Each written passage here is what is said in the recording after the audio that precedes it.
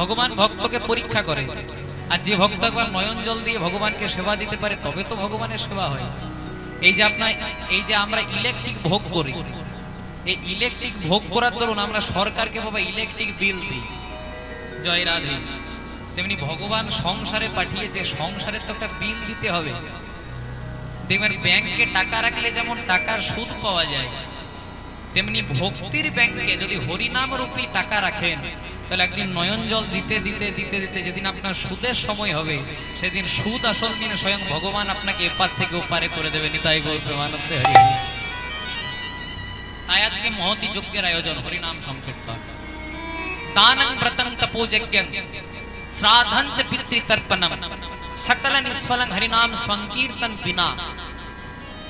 মানে তুমি দান করো, তুমি ব্রত করো, তুমি যাগযজ্ঞ করো, তুমি তপস্যা করো, তুমি পিতামাতার শ্রাদ্ধ করো, পিতৃতর্পণ করো, মাতৃতর্পণ করো, এগুলো নিশ্চয়ই মহৎ কাজ, এগুলো খুব ভালো কাজ, কিন্তু এগুলো কখনোই সফল হয় না। আপনারা তো বলতে পারেন এত টাকা পয়সা দিয়ে বাবা মায়ের শ্রাদ্ধ করালাম, এত টাকা পয়সা দিয়ে দান করলাম, ব্রত করলাম, যজ্ঞ করলাম, তাও সম্পূর্ণ হলো না। না, হলো না। কেন? কারণ মহাপ্রভু কলিকালে গাইডলাইনটা চালিয়ে দিলেন যে হরিনাম সংকীর্তন বিনা কালো। কলিকালে যদি একবার ভগবানের নাম না হয় সেই জায়গাতে যত বড়ই যা হোক না কেন, কিন্তু সেই জায়গাটা কোনোদিনও পরিপূর্ণতা লাভ করে না। তাই এই বাড়ির গৃহকর্তা খুব সুন্দর একটি মহতি যজ্ঞের আয়োজন করেছেন। যিনি পূজা করেন বাবা, পূজা করে তার যত না মঙ্গল হয়, যিনি নিয়মিত ভগবানের জন্য ফুল তুলে দেন, যিনি নিয়মিত ভগবানের মন্দিরটি ঝাঁট দিয়ে পরিষ্কার করেন, যিনি নিয়মিত ভগবানকে স্নান করিয়ে সেবা দেন, যিনি নিয়মিত মালা গেঁথে সেবা দেন, মন্ত্রোচ্চারণ করে পুজো করলে তার যত না মঙ্গল হয়, এই কাজগুলো করে দিলে তার 3 গুণ মঙ্গল হয়। কথাটা কেন বললাম? কারণ কিছুক্ষণের জন্য আপনাদের হরিবাসরে আমি হরি নামের পূজারী, কিন্তু যাদের ঐকান্তিক প্রচেষ্টায়, যাদের আনুকূল্যে, যাদের দানে প্রতিদানে আজকের এই মহতি হরিবাসর, আমার যদি বিন্দুমাত্র গোবিন্দ চরণে মতি থাকে, আমি প্রার্থনা করি তিনি যেন সারা জীবন ভগবানের চিন্তাতে কৃষ্ণানন্দে মেতে সারা জীবন অতিবাহিত করতে পারেন। নিতাই গৌর প্রেমানন্দে হরি বল। আর যখনই কীর্তন হবে ওনাদের থেকে আমি আপনাদেরকে অনুরোধ করছি, যেখানে কীর্তন হবে যদি কারো সঙ্গে কারো ঝগড়াও থাকে, কীর্তনটাকে বাদ দেবেন না। কারণ মহাপ্রভু এই যে হরিনাম দিয়ে গেছেন, আমরা অনেক সময় কি করি, কারো বাড়িতে হরিনাম হয় কিন্তু তার সঙ্গে আমার বিবাদ আছে তাই আমি যেতে পারি না, এটা কোনোদিনও করবেন না। হরিনামে সবার অধিকার, এটা মহাপ্রভু করে দিয়েছিলেন। যে কোনো জাতি সবারই অধিকার হরিনামে। সত্য যুগে পূজার্চনা যখন করতো তখন সবার অধিকার ছিল বাবা।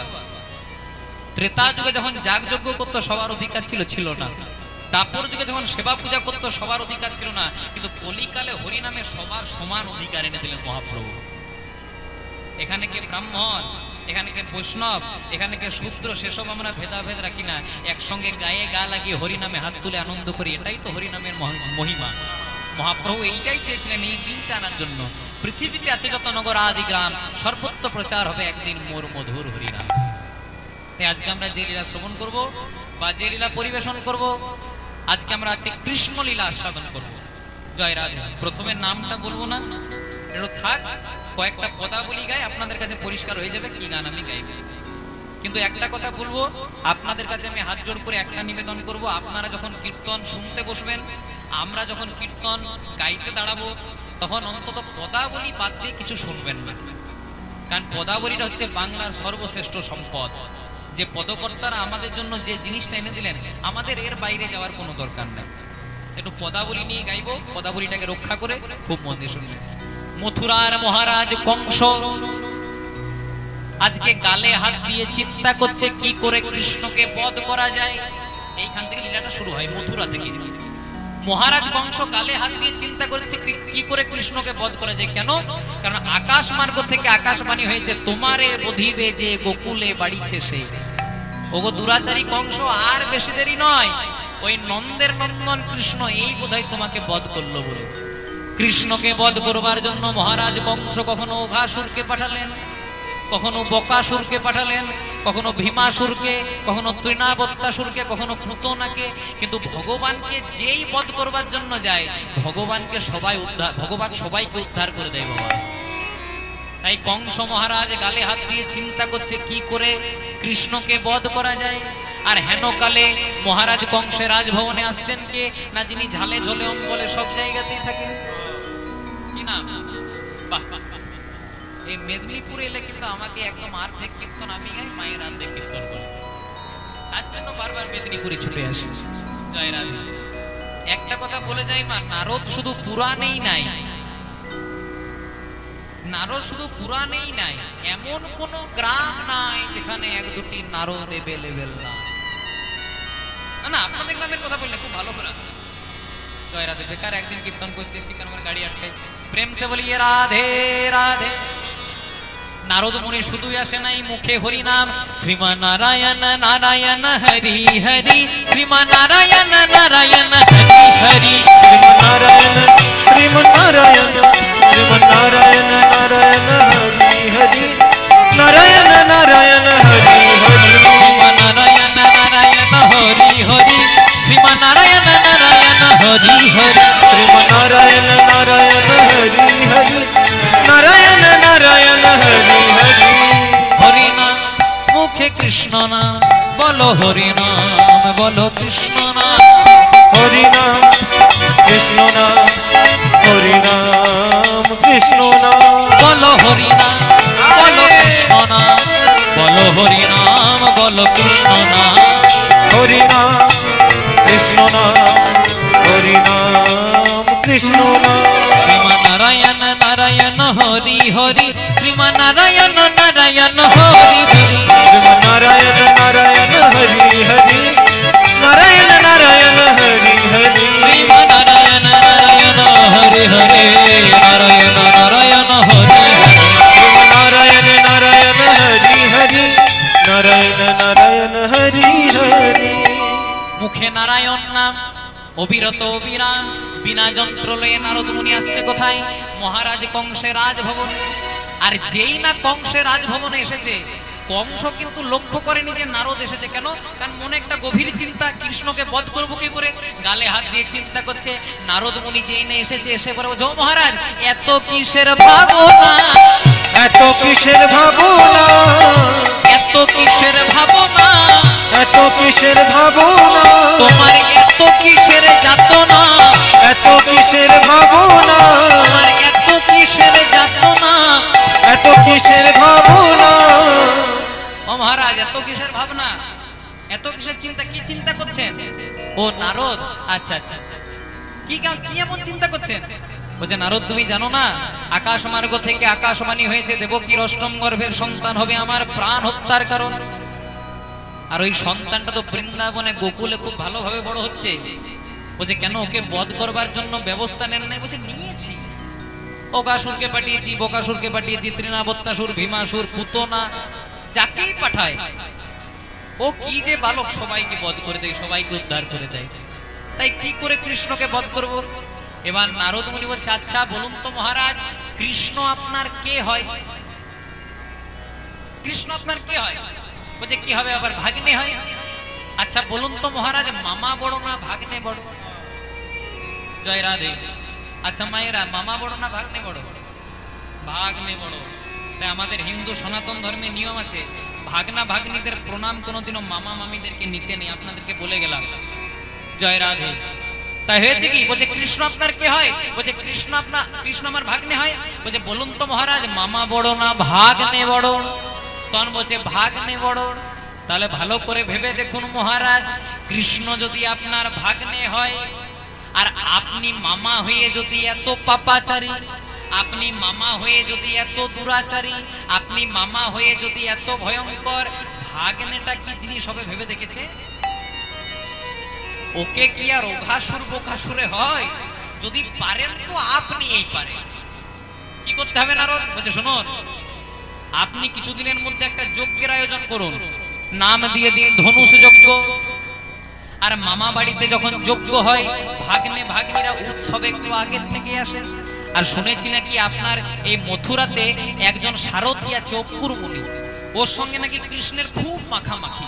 ওকে পাঠিয়ে দিন, যেই না কৃষ্ণ আসবে আপনাকে কিছু করতে হবে না, আপনার যে দুটো পাগলা হাতি আছে ছেড়ে দেবেন, পদপৃষ্ঠ করে বধ করে দেবেন। তখন মহারাজ কংস বলছে এই জন্যই তো তোমাকে দরকার। এদিকে মহারাজ কংসের মনে খুব আনন্দ, আর এদিকে বৃন্দাবনে বসে বসে কৃষ্ণ বলছে বা বা বা নারদ, আমিও চিন্তা করছিলাম কি করে কংসকে বধ করব, তুমি এই রাস্তাটা পরিষ্কার করে দিলে। এবারে যেই নাও কুরমুনি এসেছে, কৃষ্ণ বলরাম কোনো প্রশ্ন করে নাই, একদম রথটার মধ্যে চেপে দিয়েছে। তখনই পদকর্তা মহাজন কলম দিলেন, বৃন্দাবন ছাড়ি অক্কুরের রথে চড়ি আমাদের কৃষ্ণ যাবেন মথুরায়, বৃন্দাবন ছাড়ি। উলুধ্বনি উলুধ্বনি হরি হরি।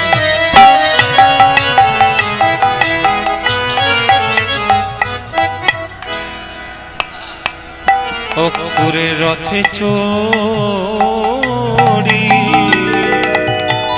কৃষ্ণ যাবে মথুরা, সাধের বৃন্দাবন ছাড়ি।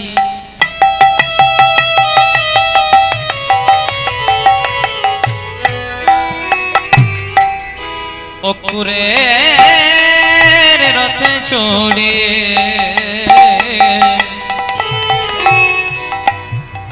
আমাদের কৃষ্ণ যাবেন মথুরা, ওই না বৃন্দাবন ছাড়ি।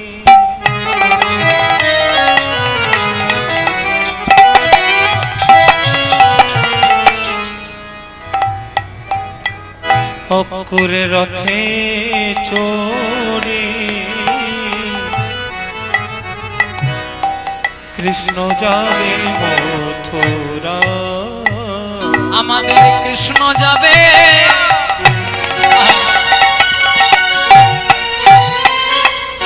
আমাদের কৃষ্ণ যাবে,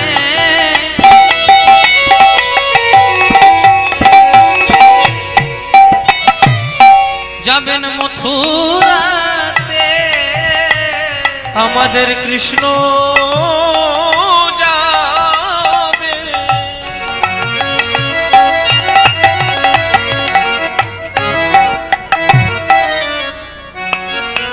ওই না মথুরাতে, বলে কংস রাজাকে নিধন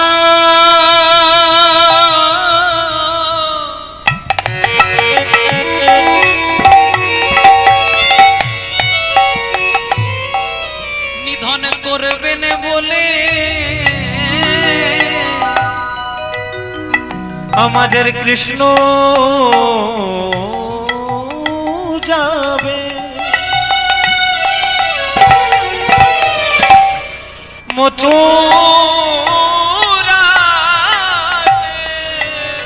আস্তে এবারে কৃষ্ণ বলরাম যেই নাও কুরমুনি রথে চেপেছে, আর সেই সময় বাবা মা যশোদা যমুনাতে স্নান করতে গেছিল। বৃন্দাবনের একজনা ছুটতে ছুটতে দৌড়াতে দৌড়াতে খবর দিল, ও যশোদা দেরি করিস না, তোর হাধনের ধন মানিক রতন কৃষ্ণ তোকে ছেড়ে সারা জনমের মতো বৃন্দাবন ছেড়ে চলে যাচ্ছে। মায়ের মন তো, মা ভালো করে স্নান করেনি, ওই ভেজা কাপড়ে আজকে কৃষ্ণ বলরাম যে রথে চেপে যাচ্ছিল, মা যশোদাকে হাতটি দুটিকে প্রসারিত করে দাঁড়িয়েছে। ও কৃষ্ণ কোথায় যাবে? বলে মা আমি মহারাজ কংসের পাপের ঘোড়া ভরে গেছে, তাই কংসকে আমি বধ করবার জন্য যাব। মা ছেলেটাকে বলছে, শোন খোকা তুই যাই বল, তুই কংসকে বধ করতে পারবি না, কংস অনেক দুরাচারী, অনেক পাপাচারী, অনেক ভয়ঙ্কর, তুই ওকে বধ করতে পারবি না, ওই তোকে বধ করে দেবে, তোকে যেতে হয় না। তখন কৃষ্ণ বলছে, আচ্ছা মা বলতো ওই জায়গাটার কি নাম? বলছে ওই জায়গাটার নাম কালীদহ। এগো মা ওই কালীদহে কে থাকতো? বলছে ওই কালীদহে থাকতো বিষধর কালিয়নাগ। মা ওই কালিয়নাগের বিষের জ্বালাই যখন সবাই মারা গেল, কালিয় নাগের বিষের বাতাস পেয়ে যখন সবাই মারা গেল, কেউ যখন বাঁচতে পারছিল না, তখন কালিয় নাগকে কেউ উদ্ধার করেছিল? তখন যশোদা বলছে, বাবা ওইটা তুইই করেছিলি। ক বছর বয়সে? 6 বছর বয়সে। তাহলে মা, আমি যদি 6 বছর বয়সে কালিয় দমন করতে পারি, আমি কি কংসকে বধ করতে পারবো না? তখন মা খানিকক্ষণ ভেবে পরে বলছে, মায়ের মন তো, মা খানিকক্ষণ ভেবে বলছে, কৃষ্ণ তুই যাই বল বাবা, কংস আরো দুরাচার। আচ্ছা ঠিক আছে মা। আচ্ছা বলো তো ওই জায়গাটার কি নাম? ওই জায়গাটার নাম গিরি গোবর্ধন। মা মনে আছে যখন ইন্দ্রের প্রকোপে সমগ্র বৃন্দাবন ভেসে যাচ্ছিল, আস্তে, ইন্দ্রের প্রকোপে যখন সমগ্র বৃন্দাবন ভেসে যাচ্ছিল, বাম হাতের কনিষ্ঠ আঙ্গুলে গিরি গোবর্ধনটাকে 7 দিনের জন্য কে তুলেছিল? বলছে, বাবা ওইটাও তুইই করেছিস। আচ্ছা মা, কত বছর বয়সে? 7 বছর বয়সে। তা হেমা, যে 7 বছর বয়সে বাম হাতের কনিষ্ঠ আঙ্গুলে 7 দিনের জন্য গিরি গোবর্ধন উত্তোলন করতে পারে, সে কি কংসকে বধ করতে পারবে না? মায়ের মন তো, মা খানিকক্ষণ ভেবে পারবে যে, বাবা তুই যাই বল, কংস আরো দুরাচার। মা যেতে যেতে চাইছে না, কারণ সন্তান হারানো যে কতটা বেদনা সেটা মা জানে। তাই মা কোনো রকমই যেতে দিতে চাইছে না। কৃষ্ণ মনে মনে চিন্তা করছে, এতে হবে না, 500 প্যারাসিটামলে হবে না, 650 চার্জ করতে হবে। জয় রাধে। আচ্ছা মা, সেসব বাদ দাও। তোমার মনে আছে তুমি একবার আমাকে ছোটবেলায় কোলে করে নিয়ে যমুনাতে স্নান করতে গেছিলে? হ্যাঁ মনে আছে। তুমি আমাকে একটু নামিয়ে রেখেছিলে আর আমি একটু মাটি খেয়ে দিয়েছিলাম, সেটাও মনে আছে। আমার দাদা বলরাম বারবার করে বললো, মা তাড়াতাড়ি চলো, ভাই কানাই মাটি খেয়ে দিয়েছে। তখন তুমি আমার কাছে এসে বারবার মুখটা খোলাতে চাইলে, আমি প্রথমে মুখটা খুলি নাই। হ্যাঁ গো মা, যখন আমি মুখটা খুলে দিয়েছিলাম, আমার মুখের মধ্যে তুমি কি দেখেছিলে? বলছে, কি দেখি নাই বাবা, বল। সৃষ্টি স্থিতি লয় প্রলয় স্বর্গ মত্ত পাতাল সব তোর মুখের ভেতরে দেখেছিলাম। তাহলে মা, যে 6 বছর বয়সে কালিয় দমন, 7 বছর বয়সে গিরি গোবর্ধন, আর ছোটবেলাতে যার মুখের ভেতরে সৃষ্টি স্থিতি লয় প্রলয় দেখেছিলে, সে কি কংসকে বধ করতে পারে না? তখন যশোদা বলছে, বাবা কেউ যদি কংসকে বধ করতে পারে তো তুইই পারবি।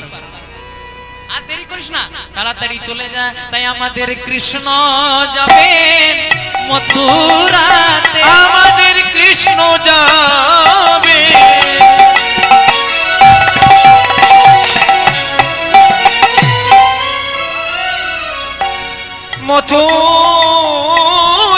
মথুরাতে, বলে কংস নিধন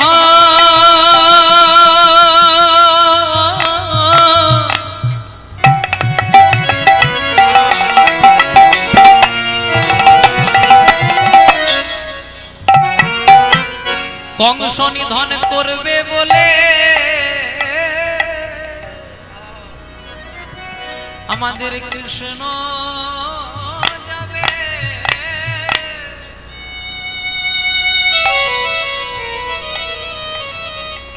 যাবে মথুরাতে। ওই না কংস নিধন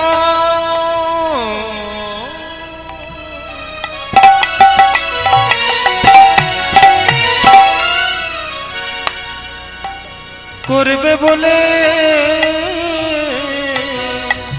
দেখো মা কাঁদানো ভালো নয় গো, কৃষ্ণ যাবে মথুরাতে, বলে মা কাঁদানো ভালো।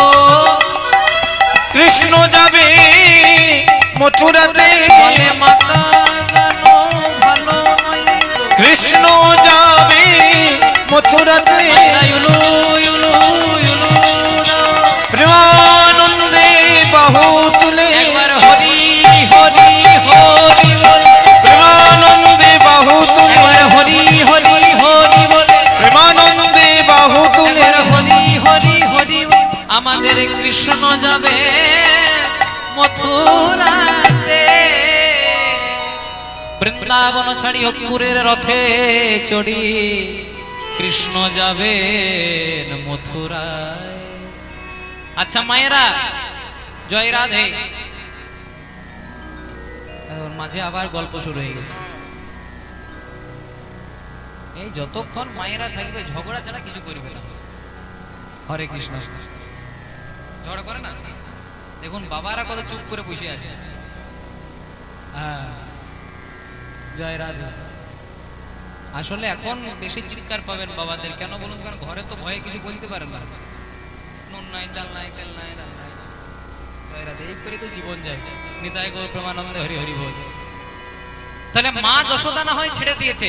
আচ্ছা বলো তো মায়েরা, এবার কে বাধা দিয়েছে? হ্যাঁ, বৃন্দাবনের প্রেমময়ী শ্রীমতী রাধারানী। রাধারানী বলছে, বধূ আমি কিচ্ছু জানতে চাই না, আমি তোমার কাছে একটা প্রশ্নও করব না, শুধু আমাকে একটা প্রশ্নের উত্তর দাও যে তুমি কবে ফিরে আসো। সেদিন গোবিন্দ কি করেছিলেন আপনারা সবাই জানেন। একটা হাত রাধারানীর মাথায় আর একটা হাত যমুনার জলে দিয়ে পরে বলেছিলেন, রাধে কথা দিলাম কালকেই কংস নিধন করে ফিরে আসবো। কিন্তু কাল কাল করে কত কাল অতিবাহিত হলো, কৃষ্ণ আর বৃন্দাবন এলো মা। জয় রাধে। কাল বলে কেউ ভরসা করবেন না। কোন শুভ কাজ যদি ভাবেন যে করব, তো কাল বলে অপেক্ষা করবেন না, আজকেই করুন। কারণ কবে যে খাঁচার ভেতর থেকে অচিন পাখি বেরিয়ে যায় বাবা কেউ বলতে পারবে না।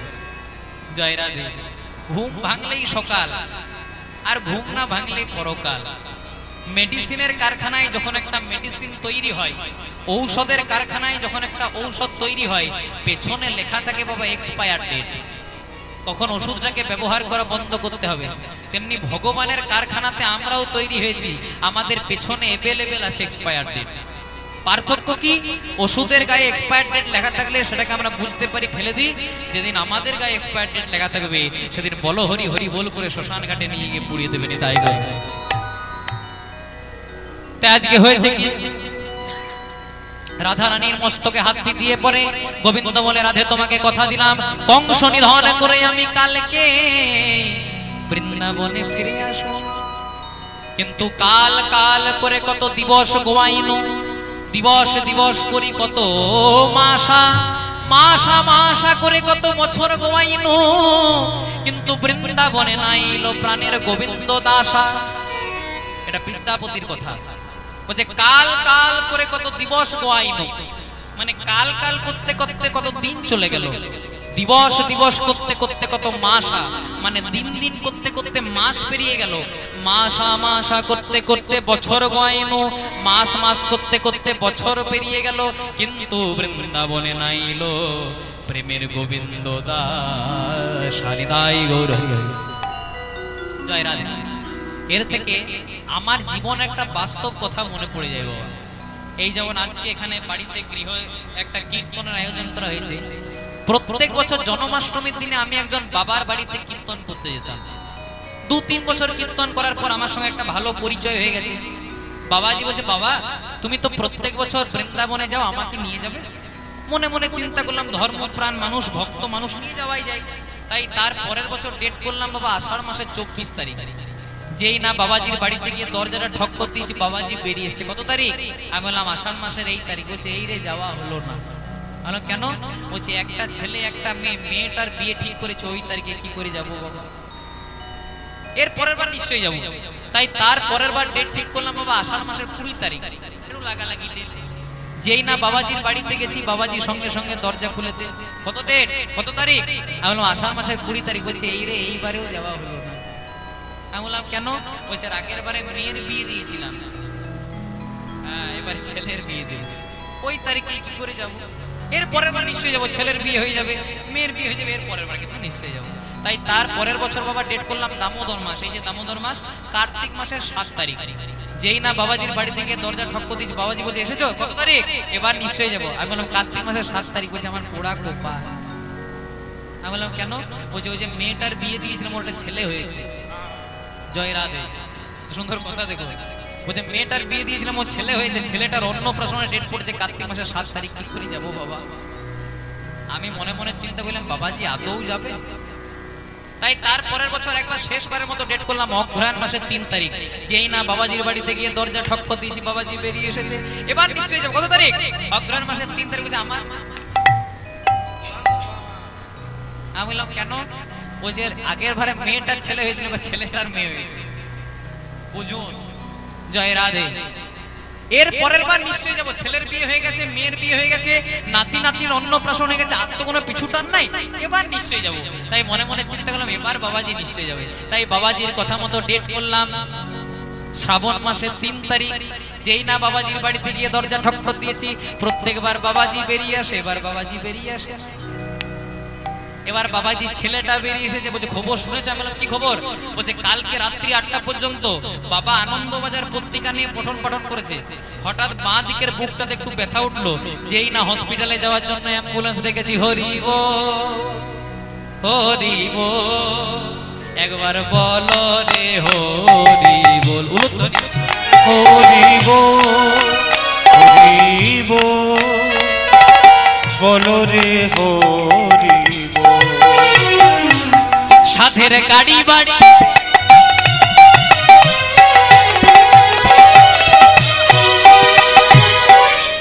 সাধের গাড়ি বাড়ি, যতই গাড়ি করুন যতই বাড়ি করুন, সাথে কেউ যাবে না, শুধু শেষের দিনে যাবে হরিব। সাধের গাড়ি বাড়ি,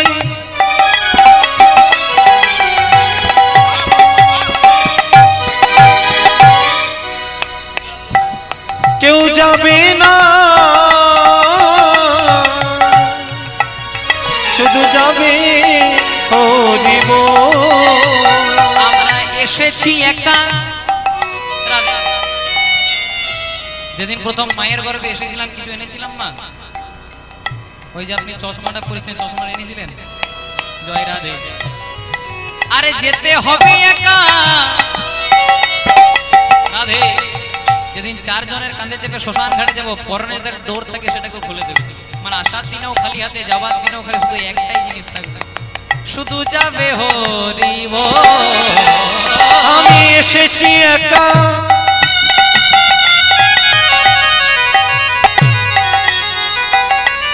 যেতে হবে একা, শুধু যাবে হরিব। রাধা গোবিন্দ নাম বলো রে রাধে রাধে, রাধা গোবিন্দ নাম বলো রে রাধে রাধে। ও রাধা গোবিন্দ নাম, রাধা গোবিন্দ নাম বলো রে রাধে রাধে, গোবিন্দ নাম বলো রে রাধে রাধে। রাধা গোবিন্দ নাম বলো রে রাধে রাধে, রাধা গোবিন্দ নাম বলো রে রাধে রাধে। ও রাধা গোবিন্দ নাম বলো রে রাধে রাধে, গোবিন্দ নাম বলো রে রাধে রাধে। तो रटना लगायो रे श्री राधा तेरे नाम की, तो रटना लगायो रे श्री राधा तेरे नाम की। राधे राधे जय राधे, राधे राधे श्री राधे।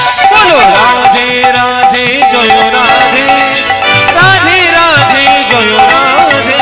बोलो राधे। এখনো সবার হাত উঠে নাই, সবাই চুপ করে বসে আছে, কেউ উলুধ্বনি করে। বলো রাধে রাধে জয় রাধে, রাধে রাধে শ্রী রাধে। बोलो राधे राधे जय राधे, राधे राधे जय राधे। बरसाने वाली राधे, विश्वंतु लारी राधे, बरसाने वाली राधे, विश्वन दुलाली राधे। बरसाने वाली राधे, विश्वंतु लारी राधे। बरसाने वाली राधे, विश्वन दुलाली राधे। बोलो राधे राधे जय राधे, राधे राधे श्री राधे। बोलो राधे राधे जय राधे, राधे राधे श्री राधे। बोलो राधे राधे राधे राधे जय राधे, राधे राधे राधे राधे श्री राधे। बोलो राधे राधे राधे राधे जय राधे, राधे राधे राधे राधे श्री राधे। बोलो राधे राधे राधे राधे राधे जय राधे, राधे राधे राधे राधे श्री राधे। बोलो राधे राधे राधे राधे जय राधे, राधे राधे राधे राधे श्री राधे। बोलो राधे राधे राधे राधे श्री राधे, राधे राधे राधे राधे श्री राधे। बोलो राधे राधे राधे राधे श्री राधे। बोलो राधे राधे राधे राधे श्री राधे। बोलो राधे राधे श्री राधे। তাই ভগবান শ্রীকৃষ্ণ রাধারানীকে বলে, রাধে গো, কংস নিধন করে আমি কালকেই ফিরে আসবো, কিন্তু কাল কাল করে কত কাল বয়ে গেল, কিন্তু কৃষ্ণ বৃন্দাবনে আর ফিরে এলো না। দেখুন, এবার ছোট্ট করে একটু আক্ষেপ দশা আস্বাদন করবো। এগুলো হচ্ছে কীর্তনের মূল স্রোত, যেগুলো গাইছে আপনারা মর্যাদা দিচ্ছেন বলে গাইছে, এগুলো সচরাচর সব জায়গায় আলোচনা হয় না, আর এই শিক্ষাও সব জায়গায় দেওয়া হয় না। জয় রাধে। এরপরে রাধারানীর আক্ষেপ দশা। রাধারানী কৃষ্ণ বিরহে সাত্ত্বিক ভাবোদ্গম হতো। সাত্ত্বিক ভাবোদ্গম মানে দেখবেন আমাদের যখন ঘাম পড়ে, সেটা যদি আপনি টেস্ট করেন জিভে নিয়ে, সেটা হবে লবণাক্ত। কিন্তু রাধারানীর কৃষ্ণ বিহনে, কৃষ্ণ বিরহে যে ঘামটা হতো, সেটাও ছিল চিনির মতো মিষ্টি। এটাকে বলা হয় বিচ্ছেদ দশা। অষ্টসাত্ত্বিক মহাভাব রাধারানীর মধ্যে দেখা যেত, যেটা কলিকালে গৌরাঙ্গ মহাপ্রভু ধুলাই গড়ি দিয়ে কাঁদতেন, তখনও মহাপ্রভুর মধ্যেও দেখা যেত। রাধারানী সখীদেরকে বলছে, ওরে সখী রে,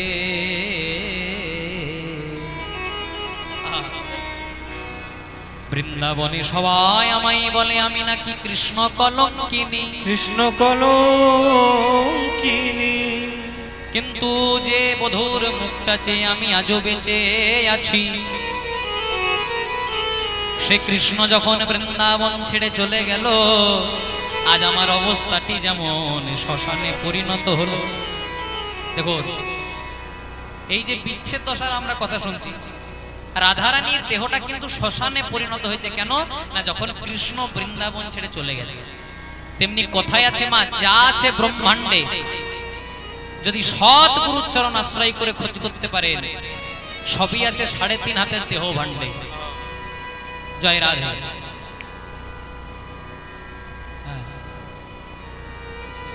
কথায় আছে, যা আছে ব্রহ্মাণ্ডে, যদি সৎ গুরুর চরণ আশ্রয় করে খোঁজ করতে পারেন, সবই আছে 3.5 হাতের দেহ ভাণ্ডে। কৃষ্ণ বৃন্দাবন ছেড়ে চলে গেছে। বৃন্দাবন কোনটা? বৃন্দাবন হলো আমাদের এই 3.5 হাতের দেহ বৃন্দাবন। বাবা, আপনারা তো বলতে পারেন, দেহটা যদি বৃন্দাবন হয়, বৃন্দাবন তো 84 কোষ, তাহলে আমাদের দেহটাও কি 84 কোষ? হ্যাঁ। কি করে? আপনারা মেপে দেখবেন, আমরা নিজেদের হাতে 3.5 হাত, সবাই এক হাত সমান 24 আঙুল, তাহলে 3 হাত সমান 24 3 72 আঙুল, আরো অর্ধেক, 24-এর অর্ধেক 12, 72 12-তে যোগ করে দিন, 84 কোষের দেহ বৃন্দাবন। তাহলে বৃন্দাবনের মধ্যে কৃষ্ণ কোনটা? আমাদের পরমাত্মা রূপে কৃষ্ণ। দেহের মধ্যে 2 ভাই আছে, এক হচ্ছে জীবাত্মা, এক হলো পরমাত্মা। পরমাত্মা হচ্ছে কৃষ্ণ। তাহলে কৃষ্ণ বৃন্দাবন ছেড়ে যখন চলে গেছে, বৃন্দাবন শ্মশানে পরিণত হয়েছে। তেমনি আমাদের এই 3.5 হাতের দেহ বৃন্দাবনে যখন আত্মারূপী কৃষ্ণ বেরিয়ে যাবে, আমাদের দেহটাকেও শ্মশানে নিয়ে গিয়ে পুড়িয়ে দেবে। ভবানী তাই গৌর প্রেমানন্দে হরি বল। তাই রাধারানী সখীদেরকে বলছে, সখী রে, আজ আমার কেমন অবস্থা হলো জানিস? বলে, হরি গেল মধুপুরে,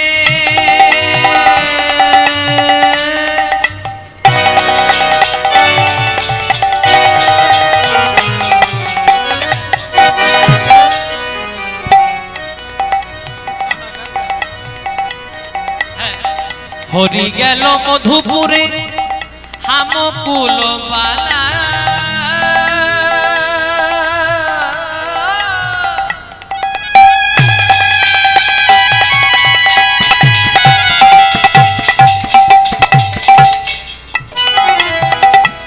বিপথে। জয় রাধে। কত সুন্দর কথা বলি। পদকর্তা লিখছেন, হরি গেল মধুপুরে হামকুলবালা, মানে কৃষ্ণ যখন বৃন্দাবনে ছিল, সখীরে আমি ছিলাম কৃষ্ণের গলার মালা। ভগবানের অঙ্গে যদি কেউ মালা পরায়, সেই মালার যেমন কত না সৌভাগ্য হয়, তেমনি বৃন্দাবনে যখন কৃষ্ণ ছিল, আমি ছিলাম কৃষ্ণের গলার মালা। কিন্তু আজকে আমার কেমন অবস্থা জানিস? একটা সুন্দর মালতী ফুলের মালাকে যেমন মাটিতে ফেলে দিলে সেই মালার যেমন কোনো মূল্য থাকে না, তেমনি কৃষ্ণ বিরহে, কৃষ্ণ অদর্শনে আজ আমার অবস্থাটাও মূল্যহীন হয়েছে। তাই বিপথে পড়লো জইছে, যেন মালতীর মালা। বিপথে পড়লো জইছে মালতীর মালা সখী এমনি দশায় আমার হলো, সখী এমনি দোষ আমার হলো, এমনি দশায় আমার হলো, সখী এমনি দোষ আমার হলো। যেন বিপথে বিপথে মালতীর মালা, সখী এমনি দশায় আমার হলো। ওই না বিপথে মালতীর মালা, একবার দয়া করো কৃপা করো, বিপথে মালতীর মালা, একবার দয়া করো কৃপা করো, বিপথে মালতীর মালা, একবার দয়া করো বিপথে মালতীর মালা, দয়া করো কৃপা করো। বিপথে মালতীর মালা। সখী এমনি দশায় আমার হলো, সখী রে আমার ভাবনা ভাবনার শুকায়ে গেল। সখী কৃষ্ণ যখন বৃন্দাবনে ছিল আমি বড় ভালো ছিলাম রে, কিন্তু আজকে আমার অবস্থা কেমন জানিস সখী? একটা মালাকে মাটিতে ফেলে দিলে যেমন সেই মালা মূল্যহীন হয়ে রাস্তায় রাস্তায় পড়ে বেড়ায়, তেমনি কৃষ্ণবিহীন আজকে আমি বৃন্দাবনের ধুলিকণায় ধুলিকণায় শুধু পতিত হয়ে পড়ে আছি। কখন একবার কৃষ্ণ আসবে আর একবার কৃষ্ণকে আমি বদন ভরে আলিঙ্গন করবো, এই আমার ইচ্ছা। তখন সখীরা বলছে, হ্যাঁ রে রাধে, ও রাধে, তোর কৃষ্ণকে যদি তোর এতই অভিযোগ, যখন কৃষ্ণ তোকে ছেড়ে চলে গেল আমাদেরকে বলে কি করছিস, কৃষ্ণকে বলতে পারলি না? কথাটা বাবা যুক্তির কথা। বলছে হ্যাঁ রে, আমাদেরকে বলে কি করছিস, আমরা কি কিছু করতে পারবো? যখন কৃষ্ণ তোকে ছেড়ে চলে গেল কৃষ্ণকে কিছু বলতে পারলি না? তখন রাধারানী বলছে, বলবো ভেবেছিলাম, কিন্তু যখনই কৃষ্ণ রূপ বদন চন্দ্র আমার সম্মুখে আসতো, না জানি আমার প্রাণ কখন শীতল হয়ে যেত। কত সুন্দর প্রভুর ইচ্ছা, কি কি জিনিস এনে দিচ্ছে দেখুন। বলছে যখনই কৃষ্ণ রূপ বদন চন্দ্র আমার কাছে আসতো, আমার না জানি সবকিছু জুড়ে জানি সখী। এই কৃষ্ণ রূপে নয়ন দিয়ে আমি কাজ ভালো করি নাই। আমি একদিন যমুনাতে গেছিলাম জল ভরার জন্য। রাধারানীর বাবা ছিলেন বাবা রাজা, বৃষভানু রাজার মেয়ে রাধা। রাধারানীর বাবারা তিন ভাই, বৃষভানু, সুভানু, চন্দ্রভানু। বৃষভানু রাজার কন্যা হচ্ছে রাধা, চন্দ্রভানু রাজার কন্যা হচ্ছে চন্দ্রাবলী, আর সুভানু রাজার ছেলে হচ্ছে সুবল। জয় রাধে। তাই যখন রাধারানীর সঙ্গে আয়ান ঘোষের বিয়ে হয়েছিল, রাধারানীর বাবা ছোটবেলাতে একটা সোনার কলসি কিনে দিয়েছিলেন রাধারানীকে, আর যৌতুক হিসেবে সোনার কলসিটাই রাধারানী নিয়ে গেছিল শ্বশুর বাড়িতে। এবার শাশুড়ি জটিলা বলেছে, যা যা রাধে, যমুনা থেকে জল নিয়ে আয়। আর ওই ছোট কলসিটা বারবার রাধারানী নিয়ে যেত। কেন নিয়ে যেত? কারণ জানতো বড় কলসিতে জল আনলে 2-3 বার এই জল আনা হয়ে যাবে, কিন্তু ছোট কলসিতে যখন বারবার করে জল আনতে হবে, ওই জল আনার বাহানাতে অন্তত আমি কৃষ্ণরূপ দর্শন করতে পারবো। দেখো কত প্রেম, কত অনুরাগ, এগুলো আমাদের অষ্টকালীন লীলায় পর্যায়ে পাওয়া যায়। জয় রাধে। কিন্তু দেখুন কি হয়েছে, রাধারানী সোনার কলসি নিয়ে জল ভরতে গেছে। যেই না যমুনা জলে দেখবেন যখন জল ভরা হয়, তার আগে প্রথমে কলসি দিয়ে জলটাকে পরিষ্কার করা হয়। সামনের জলটাকে পরিষ্কার করতে করতে করতে করতে হঠাৎ রাধারানীর নয়ন পড়েছে গোবিন্দের নয়নে। একবার করে গোবিন্দ নয়নে তাকাচ্ছে, আর একবার করে জলে তাকাচ্ছে।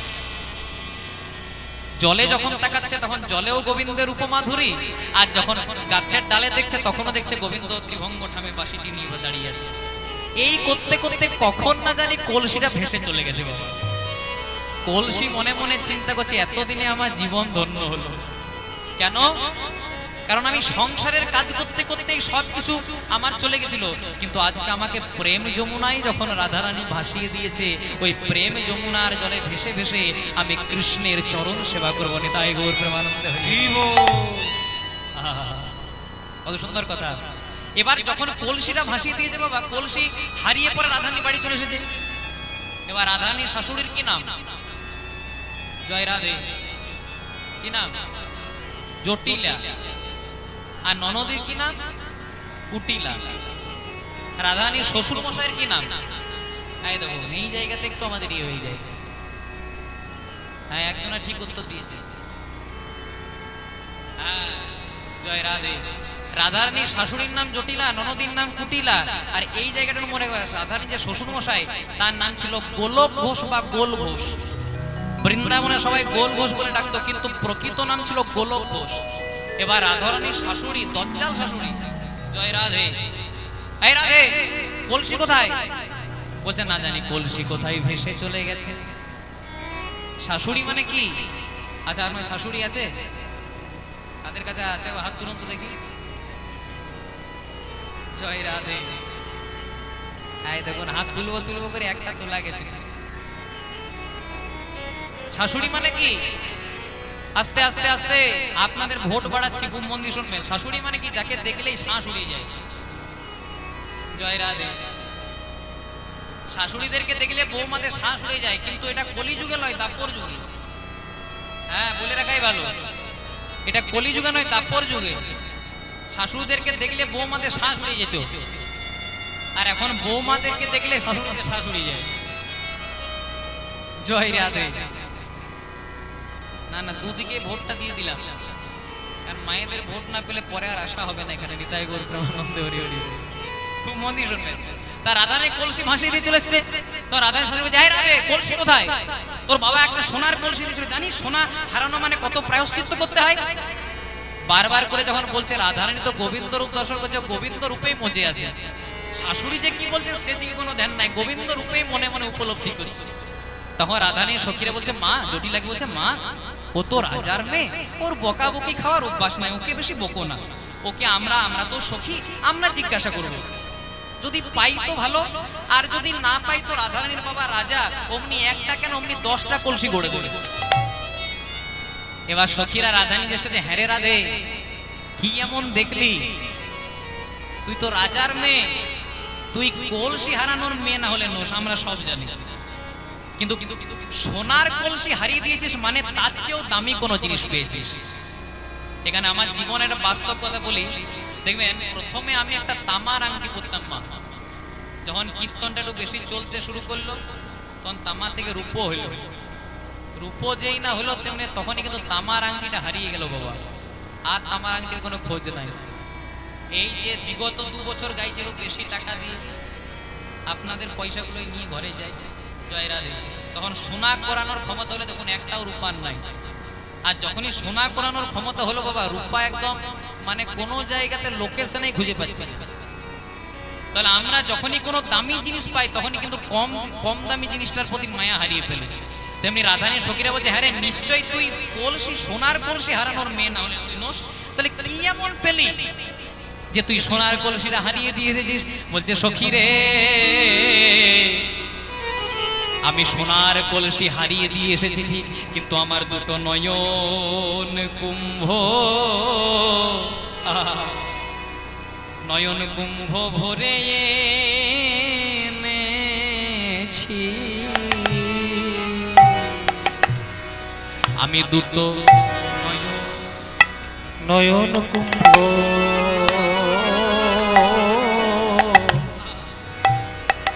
দুটো নয়ন কুম্ভ ভরে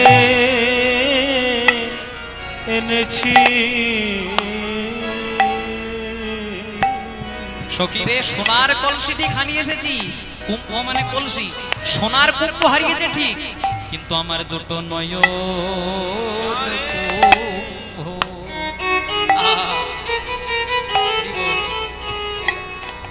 আমি নয়ন কুম্ভ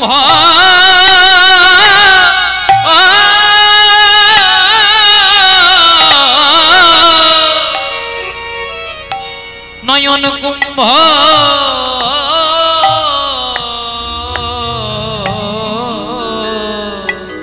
আমি দুটো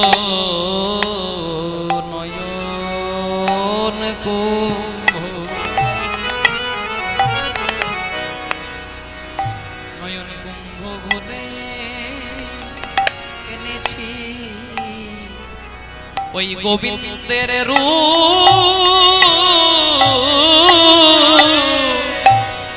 গোবিন্দের রূপ সাগরে আমি দুটো নয় কুম্ভ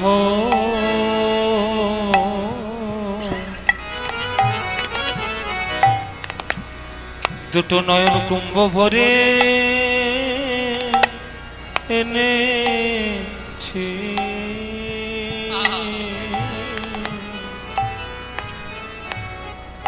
ওই গোবিন্দ প্রেমে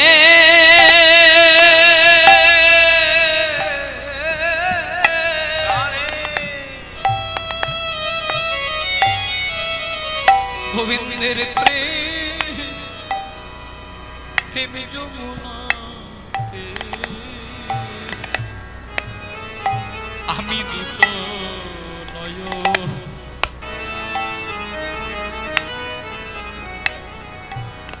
নয়ন কুম্ভ ভরে এনেছি আমি যমুনা যাইয়া শ্যামের হেরিয়া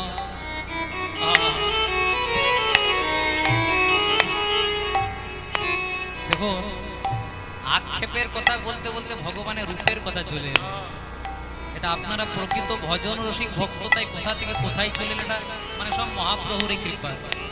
বলে যমুনা যাইয়া শ্যামের হেরিয়া ঘরে ফিরে বিনোদিয়া আরে বিরলে বসিয়া কান্দিয়া কান্দিয়া ভাবে শ্যামরূপ খানি আমি দেখে এলাম তারে গোস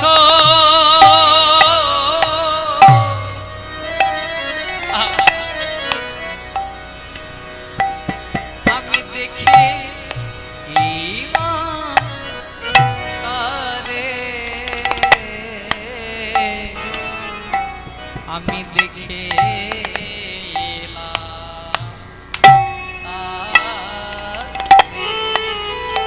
আমি দেখেলাম তারে গোস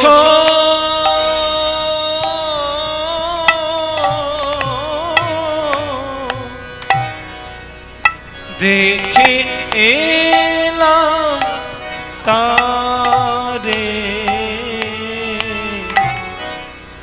দেখে এলাম তারে আবার একই অঙ্গে এত যে রূপ নয়নে না ধরে গোস নয়নে না ধরে একই অঙ্গে এত যে রূপ নয়নে না ধরে নয়নে না ধরে তাই বেঁধেছে বিনোদ চূড়া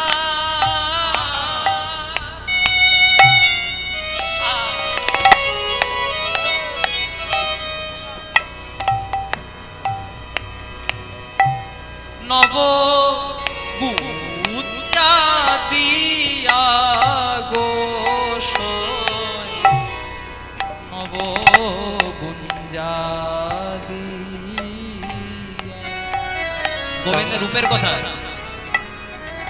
তাই বেঁধেছে বিনোদ চূড়া মানে বিনোদ চূড়া বেঁধেছে তাতে আমার নব গুঞ্জা দিয়া গোস নবগুঞ্জা দিয়া আবার তাহাতে ময়ূরের পাখা বামে হেলাইয়া গোস বামে হেলাইয়া বৃন্দাবনের ময়ূরটা বলছে হে দয়াময়, কত না জানি ভাগ্যের ফলে আমি বৃন্দাবনের ময়ূর হলাম, আর বৃন্দাবনের ময়ূর হয়ে তোমার মাথায় আমি আশ্রয় পেলাম। না জানি কত ভাগ্যের ফলে গোবিন্দ বদনে আশ্রয় হয়, অনেক জন্মের সুকৃতির ফলে তোমার বদনে জায়গা পেয়েছি, জায়গা পেয়েছি। বৃন্দাবনের ময়ূরটা কেঁদে কেঁদে বলছে আমাকে মানব জন্ম দিতে হয় না, দিতে হয় না,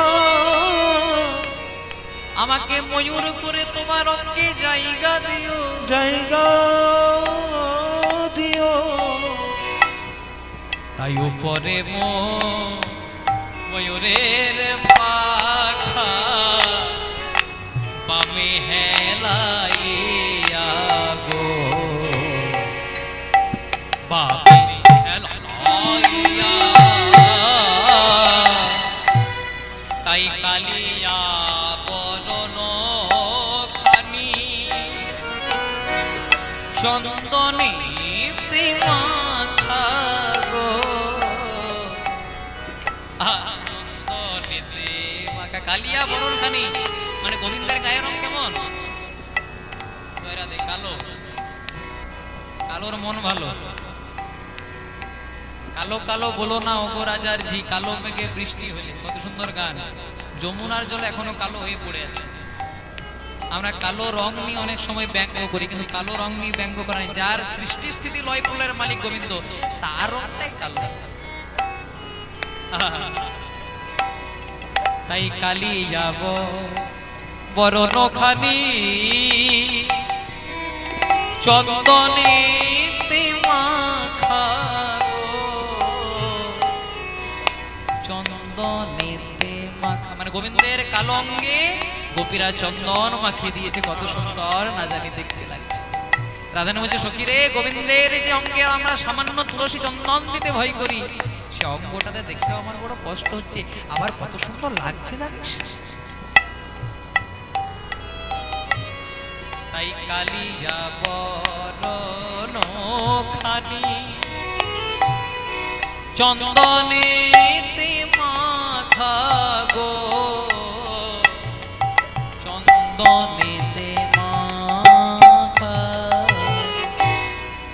আবার আমা হইতে জাতি কো, ওই গোবিন্দের দর্শন করে আমি যে শাশুড়ি ননদির ঘরে থাকি সেটাও আমার আর মনে নাই।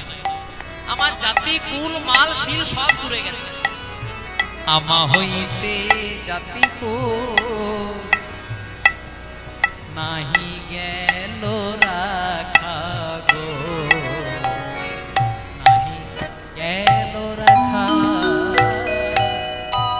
তাই আমা হইতে,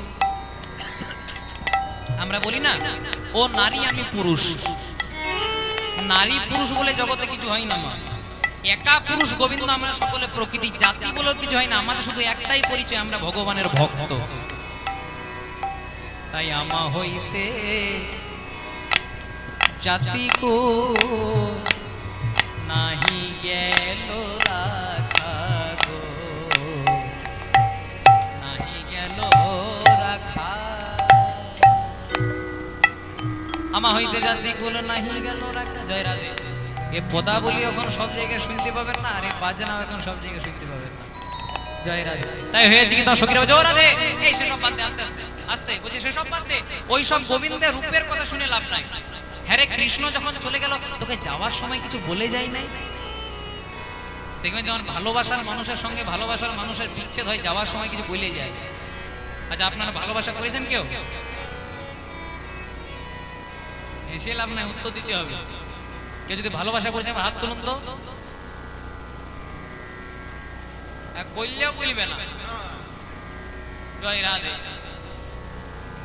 এইটা একটা দোষ, কইলেও বলবে না। জয় রাধে। এখানে বলে যায়, খুব মন দিয়ে শুনবেন, ভালোবাসার কোনো লিমিট নেই। জয় রাধে।